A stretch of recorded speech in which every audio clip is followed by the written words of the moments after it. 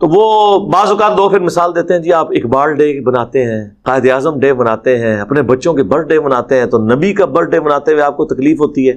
نہیں جناب، ایسا نہیں ہے۔ رسول اللہ صلی اللہ علیہ وآلہ وسلم چونکہ ایک ریلیجس پرسنالٹی ہیں، آپ کے ساتھ کوئی ایسا عقیدہ منسوب نہیں کیا جائے گا جو آپ کی اجازت کے بغیر ہو رہا ہوگا، کیونکہ وہ پھر وہ دین بن جائے گا۔ ڈاکٹر اقبال یا محمد علی جناح یا اور پرسنالٹیز، ان کو ہم اپنے پولیٹیکل لیڈرز کے طور پر لے رہے ہوتے ہیں، مذہبی پیشوا کے طور پہ تو نہیں لے رہے ہوتے۔ تو نبی الاسلام کی پرسنالٹی تو ایک سینسٹیو ایشو ہے نا کہ ہم ان کے ساتھ کوئی چیز ریلیٹ کریں، اور پھر اگر آپ علیہ السلام کے ساتھ کوئی چیز ایسی ریلیٹ کر رہی ہے تو سب سے زیادہ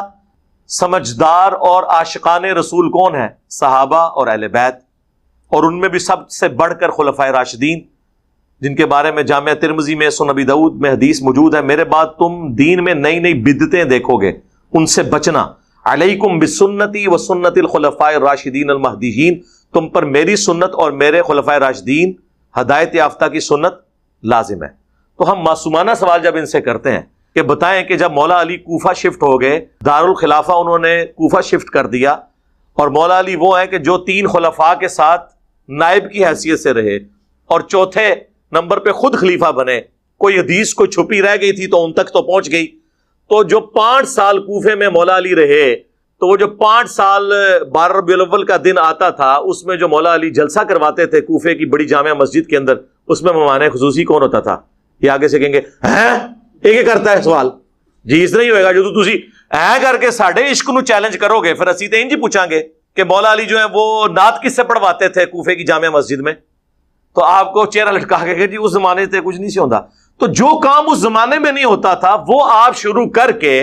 اور اس کی بنیاد پہ باقی تمام مکاتب فکر کو گستاخ ڈکلیئر کریں، اور جب جوڈیشری میں بات پیش ہو یعنی ہماری عدالت میں تو کہیں کہ نہیں جی ہم تو اس سے مستحب سمجھتے ہیں، اگر کوئی نہیں کرتا ہم اسے کوئی گستاخ نہیں کہتے، تو سر پھر آپ یہ شعر جگہ جگہ لکھ کے کیوں لگاتے ہیں؟ نثار تیری چہل پہل پر ہزاروں عیدیں اے ربیع الاول، سوائے ابلیس کے جہاں میں سبھی تو خوشیاں منا رہے ہیں۔ یہ مفتی احمد یار خان نعیمی صاحب جن کا مزار گجرات میں ہے، جنہوں نے جال حق کتاب لکھی ہے، ان کا یہ شعر ہے۔ آپ نے پوری امت کو ابلیس بنا دیا، صحابہ تابعین تبع تابعین کے مبارک دور میں جتنے مسلمان ہیں ان کو ابلیس کہہ دیا، کیونکہ وہ آپ کے طریقے پہ تو میلاد نہیں مناتے تھے، تو وہ تو وہی طریقہ تھا جو صحیح مسلم میں ہے 2750، فیہ ولدت وفیہ انزل علیہ، میں پیر کا روزہ اس لیے رکھتا ہوں کہ اس دن میں پیدا ہوا اور اس دن مجھ پر پہلی وہی نازل ہوئی۔ تو بتائیں پھر مولا علی نے کس طریقے سے میلاد منایا ہے؟ باقی میں کبھی بھی ہارڈ سٹانس نہیں لیتا، کیونکہ آپ یہ ذہن میں رکھیے گا کہ آپ جس ملک میں رہ رہے ہیں وہاں پر صدیوں سے ان چیزوں کو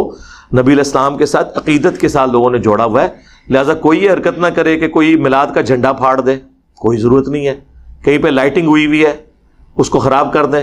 کوئی ضرورت نہیں۔ میں آپ کو اپنا بتاؤں، جب میرے بچے چھوٹے چھوٹے تھے نا، تو میلاد کے ظاہر مہینے میں تو پورا کلچر ہے سب کانٹیننٹ کا، آپ کیا بچوں کو لائٹنگ کرنے سے، جھنڈیاں لگانے سے روک سکتے ہیں؟ مجھے بتائیں۔ تو میں خود انہیں پیسے دیتا تھا، وہ ظاہر پیسے مانگتے تھے کہ ہم نے بھی جھنڈیاں لگانی ہے، میں کہتا ٹھیک ہے لگا لو، لیکن اب جب تھوڑا سا استعمال ہے، میں نے انہیں منع نہیں کیا، وہ خود ہی پوچھتے ہیں کہ بابا یہ، اب ظاہر ہے وہ جب بندہ ویڈیوز دیکھتا ہے اس کو آئیڈیا ہوتا ہے کہ نبی الاسلام نے، صحابہ نے یہ کام کیا نہیں۔ اب اس دفعہ میلاد آیا ہے تو اب انہوں نے کوئی ڈیمانڈ نہیں کی ہے کہ ہم نے لگانا ہے نہیں لگانا، خود بخود۔ آپ نے نیگیٹو سائیکالوجی کبھی ڈیولپ نہیں ہونے دینی، اس کا فائدہ یہ ہوگا کہ نفرت نہیں آئے گی کسی کے دل کے لیے۔ میرے پاس وہ محلے والے کچھ اکٹھے ہو کے آگے جی وہ ہم نے جھنڈیاں لگانی ہے تو چندہ چاہیے، میں نے کہا یہ لو یار لگاؤ۔ اگر میں اس کے بجائے ہارڈ سٹانس لے لوں، آج ان میں سے کئی بچے ہیں جنہوں نے حق قبول کر لیا۔ میرے گھر آج سے 20 سال پہلے کوئی 1,00,000 1.5 لاکھ روپے کا میں نے سامان، آج کا سمجھ لیں 1 ملین کے قریب وہ بنتا ہے، میں نے سامان میلاد کا میں نے اپنا ذاتی بنوایا ہوا تھا جو ہم اپنا چوک سے جاتے تھے، اور یقین کریں ہمیں کبھی یہ وسوسہ بھی نہیں آیا تھا کہ ہم غلط ہیں، اور اللہ کے فضل سے کبھی یہ بھی وسوسہ نہیں آیا تھا کہ ہمارے علاوہ کسی نے جنت میں جانا ہے۔ تو جو جدھر لگا ہوا ہے نا میرے بھائی، وہ جذبات کے ساتھ لگا ہوا ہے۔ ہدایت مل جاتی ہے اگر آپ ہدایت کا دروازہ بند نہ کریں، خدا کے لیے کسی سے نفرت نہ کریں، پیار محبت سے۔ آپ دیکھیں ہماری اس دعوت سے سب سے زیادہ اگر کوئی چینج ہوئے ہیں نا، وہ بریلوی ہوئے ہیں،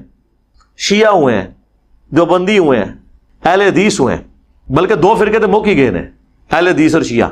کیونکہ اہل حدیث جو ہوتا تھا وہ بریلوی سے تحقیق کر کے ہوتا تھا۔ اب کوئی بریلوی اگر تحقیق کرتا ہے تو وہ اہل حدیث نہیں ہوتا، کیونکہ اسے یہ پتہ ہے کہ اہل حدیث میں وہ خامیاں موجود ہیں جو انجینئر صاحب ہائی لائٹ کر رہے ہیں، جو ان کو ویسے ہی نہیں اچھی لگتی، یعنی یزیدیت اور ناسبیت۔ اسی طریقے سے اہل تشیع میں جتنے پڑھے لکھے لوگ تھے وہ پہلے ہی تنگ تھے کہ یہ صحابہ کرام پہ اعلانیہ سب و شتم کرنا اور عجیب قسم کی یہ ٹیبوز والی ایکٹیویٹیز کرنا، ٹھیک ہے، اپنے آپ کو زخمی کرنا اور پوری دنیا میں اسلام کی بدنامی کا باعث بننا. تو جو ڈاکٹرن آپ بنا رہے ہوتے ہیں ذرا اس کو دوسرے اعتبار سے دیکھیں کہ یار یہ کیا اسلام کی تعلیمات یہ ہیں؟ کیا اسلام اس چیز کا نام ہے کہ سال کے بعد ربیع الاول کے مہینے کے اندر لوگ نکل آئیں باہر، سال کے بعد محرم کے مہینے کے اندر لوگ نکل آئیں باہر، یا رمضان کے مہینے کے اندر نکل آئیں باہر؟ اسلام تو ایک پورا ایک پیکج ہے نا. اللہم من احییتہ منا فاحیہ علی الاسلام ومن توفیتہ منا فتوفہ علی الایمان رضیت باللہ ربا وبالاسلام دینا وبمحمد نبیا ورسولا. آمین.